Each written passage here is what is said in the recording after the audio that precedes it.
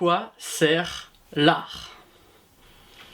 En voilà une question qui est intéressante. On peut se demander qu'est-ce que cette question vient faire dans une formation sur les médias et la communication. Et pourtant, elle y a pleinement sa place. Et c'est justement ce que j'ai envie que vous réalisiez, et c'est pour ça que j'en parle maintenant.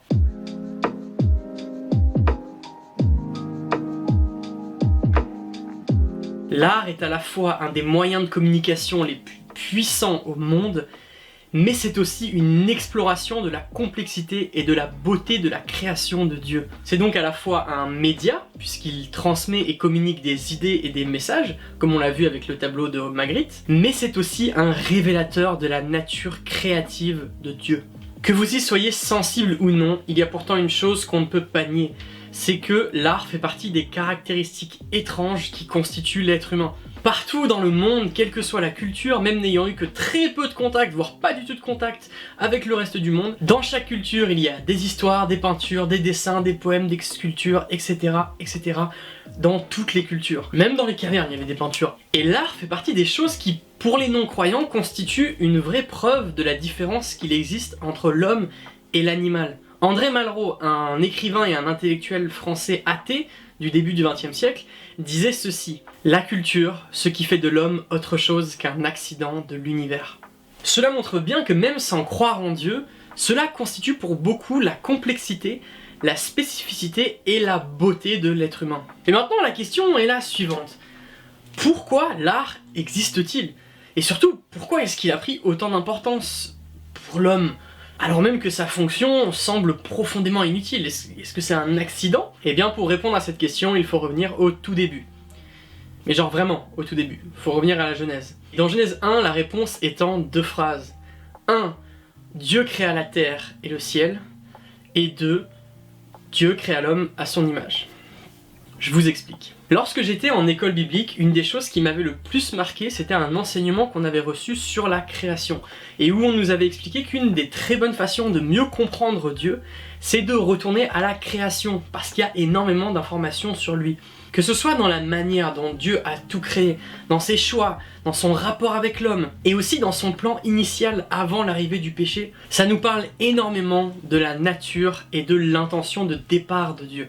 Et ce que j'ai réalisé, c'est que beaucoup de réponses à nos questions se trouvent là. Retourner à la création, c'est aussi voir ce que la chute a pu changer dans le projet initial de Dieu. Et c'est en allant là aussi qu'on arrive à décortiquer ce qui, aujourd'hui, dans notre vie, est du fait de Dieu, et ce qui, aujourd'hui, dans notre vie, est du fait du péché. Et c'est aussi grâce à cela qu'on comprend mieux l'importance de Jésus, qui est venu à la base pour rétablir le plan initial de Dieu. Et en lisant Genèse 1, on découvre quelque chose d'incroyable. On découvre que Dieu est le premier artiste ayant jamais existé. J'aurai pas le temps ici de décortiquer chaque étape de la création, mais vraiment je vous encourage à vous replonger dans Genèse 1 avec cette idée en tête, et vous verrez ce sentiment d'avoir un artiste façonnant l'œuvre de sa vie étape par étape. Un artiste multitâche qui commence avec de l'argile en formant la terre, puis qui la délimite avec de l'eau, puis qui se lance dans de la jardinerie avec les plantes, puis après il se lance dans de la biologie en créant les espèces, et en plus il en fait plein. Puis après qui vient forger les étoiles, les placer au bon endroit pour que ce soit utile pour l'homme, qui s'occupe de quelque chose, puis après d'autres choses, puis qui revient à ce qu'il avait commencé, et qui fait en sorte que tout marche parfaitement et soit cohérent. Et en fait en lisant ça, on sent vraiment ce que certains artistes ont appelé le frisson de la création, ce mouvement créationnel qui te prend aux tripes. Et on le sent aussi par le fait que Dieu passe son temps à dire que ce qu'il fait est bon, exprimant à quel point il prend du plaisir dans le fait de créer. Et puis mince, juste en regardant le monde autour de nous, on réalise toute la créativité de Dieu. Le nombre d'espèces que Dieu a créées est proprement ahurissant et surtout proprement inutile. Il n'y avait pas besoin d'autant d'espèces, mais il l'a fait quand même. En plus en les façonnant avec la capacité d'évoluer, de s'adapter à leur milieu, il est vraiment allé jusqu'au bout du délire. Mais juste pensez au nombre différent d'espèces de papillons et à tous les motifs qu'ils arborent. J'imagine vraiment Dieu en train de créer chaque motif du règne animal, en passant par les papillons, puis après les paons, les tigres, les panthères, même les raimentas. Et oui, il y a pas mal de choses dites inutiles dans la création, comme par exemple l'univers entier, qui est fait de milliards et de milliards de planètes toutes différentes, aux couleurs et aux formes uniques, qui nous donnent cette espèce de frisson de grandeur, alors pourtant que la plupart on ne les verra jamais. Ce qui fait aussi de Dieu un artiste, c'est tous les messages qu'il a cachés dans la création et qui prennent sens quand on les découvre. C'est d'ailleurs ces messages qui font le pain béni de tous les prédicateurs dans le monde, à base de métaphores sur la graine de moutarde, etc. etc.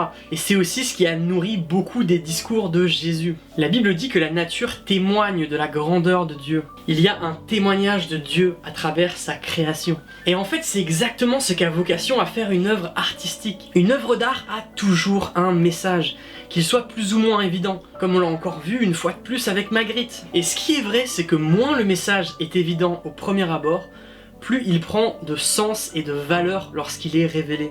Créer une œuvre d'art, c'est aussi créer différents niveaux de compréhension, et c'est ce qui rend une œuvre riche, profonde et complexe. Et en termes d'œuvres riches, profondes et complexes, on n'a jamais fait mieux que la création en fait. Pour vous dire, j'ai un ami qui a réalisé l'existence de Dieu alors qu'il était en train d'étudier le système d'irrigation des arbres et qui a été tellement frappé par la perfection et par cette part de mystère dans la manière dont ça a été construit qu'à ce moment-là il s'est dit mais non, ça peut pas être un hasard, c'est pas possible. La nature témoigne de qui est Dieu. Mais donc c'est bien beau tout ça. Dieu est un artiste, ok, je pense qu'on l'a compris. Mais alors pourquoi est-ce que ça a autant d'importance pour nous, êtres humains, en dehors de Dieu ? Genèse 1, 26. Dieu dit « Faisons l'homme à notre image, selon notre ressemblance. » Nous sommes faits à l'image de Dieu. Pendant longtemps, j'ai cru que ça signifiait simplement qu'on lui ressemblait physiquement. Mais en fait, c'est beaucoup plus profond que ça. Dieu a transmis à l'homme une part de toutes ses caractéristiques. Et comprendre ça, c'est comprendre beaucoup de choses sur l'être humain. Beaucoup de questions qu'on a sur l'homme trouvent en fait leur réponse en Dieu. Parce que la raison pour laquelle nous avons telle ou telle caractéristique, en fait c'est simplement parce que c'est des caractéristiques que Dieu avait et qu'il nous a transmises. Et vous voyez du coup où je veux en venir. Si l'art est une part importante de l'homme, c'est que c'était une part importante de Dieu. L'homme, comme Dieu, est un être créatif. Et si vous me sortez un truc du style mais non, moi je suis pas créatif, on est créatif. L'être humain est un être créatif. Et ce que la création nous montre, c'est que cette créativité dépasse largement ce que l'homme peut considérer comme artistique. La créativité se trouve partout, dans la science, dans notre capacité à s'organiser, dans notre technique et même dans les relations. La créativité est partout et elle est dans notre ADN. L'art, c'est simplement une conséquence et une recherche poussée de cette créativité que nous a donnée Dieu. Et il y a une chose vis-à-vis de l'art qui m'a toujours beaucoup fait de peine. Et là, on va rentrer un peu plus dans le vif du sujet. J'ai conscience que ce que je vais dire relève aussi beaucoup de ma sensibilité, et que pour beaucoup, l'art, ça leur fait une belle jambe. Mais il faut comprendre que ce dont je vais parler ne touche pas forcément que les domaines de l'art, et je veux quand même être équilibré dans ce que je vais dire. Mais ça me rend fou de voir que ce sont les non-chrétiens qui ont le plus recherché et exploité le potentiel artistique et créatif que Dieu nous a donné avec la création. Ça me rend dingue. Je veux dire, c'est fou quoi. Il faut comprendre une chose, nous les chrétiens, on a toujours eu un cran de retard. Il nous a toujours fallu du temps pour nous hisser au niveau général, et c'est le cas dans presque tout. Dans la musique, il nous a fallu du temps pour arriver au niveau de qualité du monde.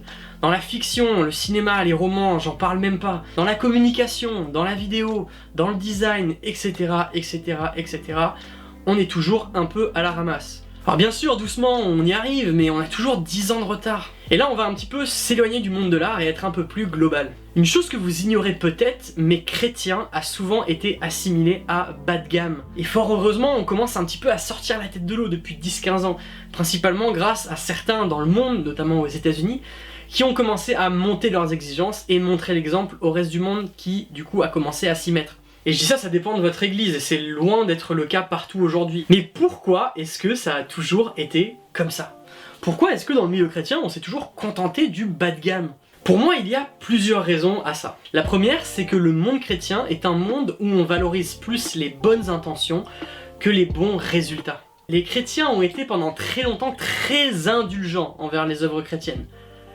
Trop indulgent peut-être. Mais cela vient aussi de notre désir de garder une bienveillance dans la manière de critiquer les choses chrétiennes. On veut encourager l'œuvre de Dieu, on veut encourager toutes ces personnes et on le fait, et ça c'est vraiment très bien. Sauf qu'en plaçant nos exigences basses, en ne cherchant pas l'excellence et en se satisfaisant du passable, on finit par gagner cette mauvaise réputation. Et pour certains, sans vraiment même essayer de s'en défaire. Il y en a même qui clament haut et fort ce niveau moyen en montrant qu'ils ne sont pas corrompus par la mentalité du monde, alors même que ça n'a rien à voir, on parle de qualité là. Et c'est triste de se dire que ceux qui verront cette formation, ce ne seront pas forcément ceux qui ont le plus besoin dans leur église qu'on leur dise ça. Parce que les gens qui ont besoin d'entendre ça, déjà ils en sont pas au fait de faire des formations vidéo. Et si on monte un peu nos exigences, le monde lui ne nous a pas attendus pour monter les siennes. Et du coup il y a toujours un énorme écart, qui se rétrécit certes, mais qui est toujours bien là. Et cela provient aussi de notre culture du bénévolat dans le monde chrétien. Là encore, une chose qui évolue, mais qui est encore assez récente. Et pour comprendre ça, on va prendre un exemple en s'intéressant à l'organisation de l'église, avec un cas particulier, la sonorisation. Quand on crée une église, il faut une sonorisation. C'est la base. Même si tu as juste une guitare et un micro, t'as besoin d'un système de sonorisation. Et le schéma classique, pendant très longtemps, et encore pas mal présent, ça a été de demander à un gars qui s'y connaît pas forcément vraiment, voire même souvent pas du tout, mais qui va s'y coller en tentant de comprendre plus ou moins comment ça marche, qui va se former sur le tas et prendre de l'expérience avec le temps. On prend donc quelqu'un de pas formé, qui travaille bénévolement pour l'église, et c'est le fait de faire qui va le former. Et c'est sur cette base-là que beaucoup de choses ont été mises en place dans l'église. Encore une fois, ceci n'est pas une mauvaise chose en soi. Et avec l'arrivée d'internet, comme j'en parlais précédemment, acquérir des compétences n'a jamais été aussi simple. Ce qui fait que notre niveau a quand même facilement pu augmenter. Mais il faut dire que tous n'ont malheureusement pas le cœur de se former chez eux dans le but de mieux servir. Et oui, ce système a ses failles, des failles énormes. Et c'est pour ça que la courbe de progression, elle est quand même très lente. Mais il faut quand même dire une chose. Cette situation est principalement due au fait que l'église n'a pas les fonds pour engager des gens qui sont vraiment formés. L'argent! Oui, l'argent. L'argent, c'est ce qui fait défaut à beaucoup d'églises. Et dans ce sens-là, difficile vraiment de pouvoir reprocher tout cela de manière aussi frontale que je suis en train de le faire. Comprenez-moi bien, je pense tout ce que je viens de dire de A à Z. Mais au vu des finances et des moyens humains de certaines églises, ce sont pas des choses qu'on peut leur envoyer à la figure comme ça en leur disant « Vous êtes médiocre, vous faites honte au milieu chrétien ». Ce serait assez injuste. Et oui, les conséquences sont tout de même là, et c'est très énervant. Mais en même temps, beaucoup font de leur mieux, malgré leur manque de qualification, et c'est ça aussi qui fait la beauté de l'église. Mais, car il y a un énorme mais, en réalité ce n'est pas qu'un problème d'argent. Non, c'est aussi et surtout un problème de vision. Bien sûr que l'église ne peut pas se payer des professionnels pour chaque service, de la musique au rétroprojecteur en passant par la sonorisation ou l'enseignement des enfants. Par contre, ce que l'église peut faire, c'est être dans cette démarche d'excellence. On peut pas se payer un professionnel en sonorisation tous les dimanches, d'accord. Par contre, on peut peut-être payer une bonne formation à ceux qui travaillent dans la sonorisation, dans l'église. Et là encore, je prends un exemple qui coûte de l'argent, mais il y a tellement de choses qu'on peut améliorer sans pour autant dépenser d'argent, juste en réfléchissant et en se remettant en question. Et oui, cela demandera forcément un effort, qu'il soit financier ou simplement intellectuel. Mais pour revenir à l'art et du coup à toutes les productions culturelles qui ont été proposées par le monde chrétien, cette mentalité de bénévolat, elle est restée et elle nous poursuit. On dirait presque qu'à force d'avoir travaillé et fait travailler bénévolement, on a oublié la valeur des choses. Et non, je suis désolé de vous le dire, on ne peut pas faire aussi bien que possible sans investir un minimum. Et là encore, cette notion de minimum, chez les chrétiens, c'est aussi un problème. C'est un peu comme si le monde chrétien avait toujours été un monde de bisounours, où tout ce qui est fait par des chrétiens devrait être gratuit. Et du point de vue des non-croyants, ça aussi, ça nous fait passer, excusez-moi le terme, mais pour des gens stupides et naïfs. C'est le même problème pour les gens ayant commencé à travailler dans l'église bénévolement et qui plus tard ont lancé leur propre business. Et que l'église se retrouve d'un coup choquée par les prix proposés vu qu'ils ont eu ces services gratuitement par le passé. Cette mentalité a fini par faire perdre le sens des réalités aux chrétiens qui, sous prétexte que ce soit pour Dieu, exigent des privilèges. Et attention, il faut un équilibre dans tout. Et oui, je pense qu'en tant que chrétien, c'est bien de faire des prix et d'essayer d'aider l'œuvre de Dieu. Mais ce n'est pas quelque chose qui s'impose. C'est quelque chose qui doit venir du cœur. Et de par le manque de considération qu'il y a pu y avoir parfois par le passé, certains finissent par se braquer. Et c'est là où l'église doit trouver un équilibre dans la valorisation des gens. On parle ici de culture de l'excellence, mais qui rejoint aussi une autre culture, la culture de l'honneur. Et cette culture de l'honneur passe aussi par l'envie d'honorer par une rémunération. Et surtout chez nous en France, c'est une culture qui nous manque beaucoup. Et le problème c'est que ce désir doit venir des responsables, parce qu'il est assez délicat de demander à recevoir une contrepartie même quand elle est largement méritée. Ça doit venir d'en haut, parce que si ça vient d'en bas, bah c'est mal vu. Mais c'est avec cette base-là que certains, du coup habitués à cette vision du service pour Dieu, lorsqu'ils ont voulu commencer à faire des projets un peu plus ambitieux, et ben tout leur a semblé affreusement cher. Et du coup, ils ont essayé de continuer à travailler comme ils ont toujours travaillé, et où les gens travaillent bénévolement. Et donc souvent où les gens sont moyennement qualifiés. Et la conséquence, bah, c'est des résultats moyens, vraiment moyens. On ne compte pas les films, les albums chrétiens vraiment pas ouf qui sont sortis à cause de cette mentalité, ce manque de volonté d'excellence. En dehors parfois aussi d'un manque de travail et d'un manque d'honnêteté vis-à-vis de la manière dont les chrétiens regardent les productions chrétiennes. On n'est pas assez honnête, on n'est pas assez exigeant.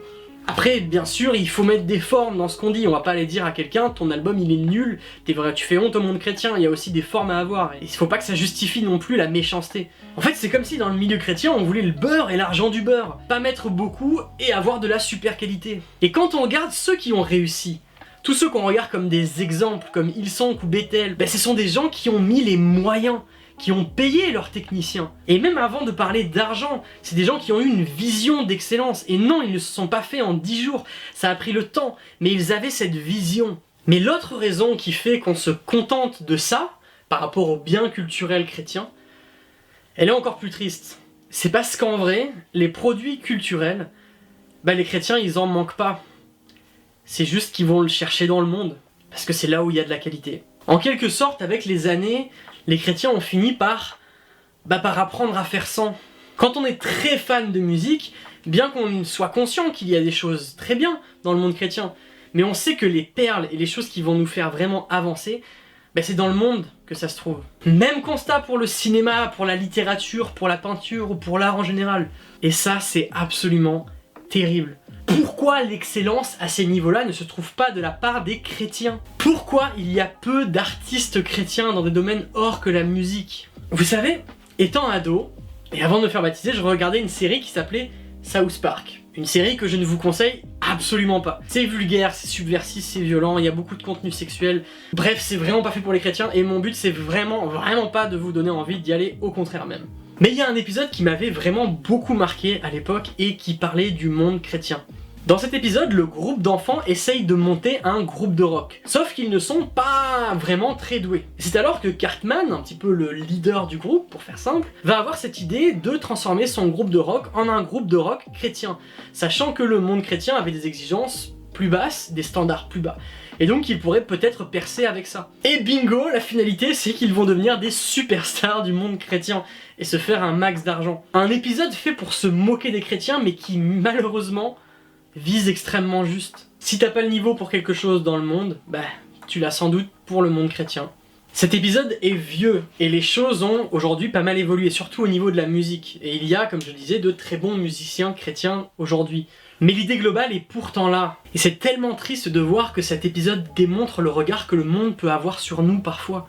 Et même si, encore une fois, le niveau général monte, j'ai le sentiment qu'on n'arrive pas à toucher cette fibre artistique profonde et marquante que peut proposer l'art. Et là, en disant ça, je vais vraiment mettre de côté la musique, parce que c'est sûrement la partie artistique qu'on a le plus développée dans le monde chrétien. On est à la surface.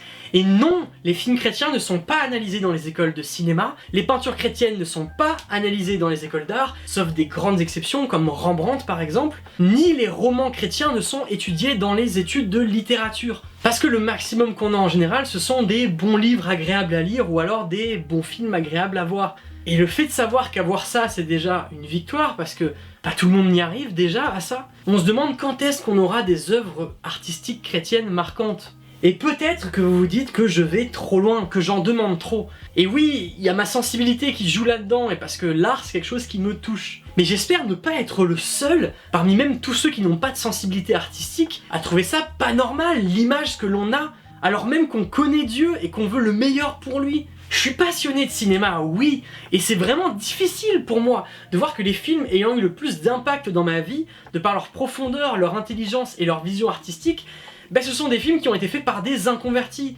alors même que pour certains je suis en profond désaccord avec certains messages. C'est un peu comme si je découvrais à quel point la création était une chose incroyable, au potentiel fou pour toucher et questionner le monde à travers des moyens créatifs, mais que ceux qui m'ont fait découvrir ça, c'est des gens pour qui cette magie grandiose, c'est juste dû au hasard et que rien n'a de sens au final. C'est horrible. Mais pourquoi l'art, la culture, c'est quelque chose qui touche autant les gens? Parce que c'est une plateforme de communication intellectuelle et émotionnelle. Et poussé à fond, ajouté à une bonne dose de talent et de travail, chose qu'il faut pas oublier, ça permet de montrer un point de vue et de créer quelque chose qui sera à la fois accessible, mais profond et complexe pour pouvoir toucher toutes les strates de notre société.